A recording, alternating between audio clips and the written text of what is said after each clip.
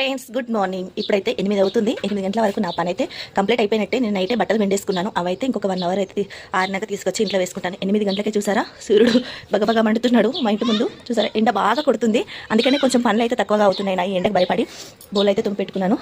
రోజు 2-3 చిక్కుల బోల్ అయితే కంపల్సరీ అవుతాయి మా ఇంట్లో. బోళ్ళకే పని ఎక్కువ టైం పడుతుంది.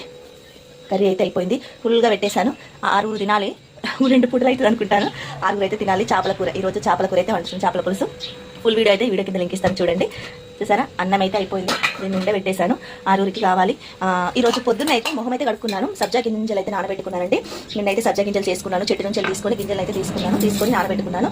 కొంచెం చక్కెర అయితే వేసి పరిగడుపునైతే రోజు తాగుతాను. ఎండ అయితే బాగా కొడుతుంది కదా, ప్రతి సమ్మర్లో అయితే కంపల్సరీ తాగుతాను. ఇదైతే మా అత్తమ్మ దగ్గర నేర్చుకున్నాను. సబ్జా గింజలు తీసుడు చెట్లు అయితే మా ఇంటి చుట్టూ ఉంటాయి.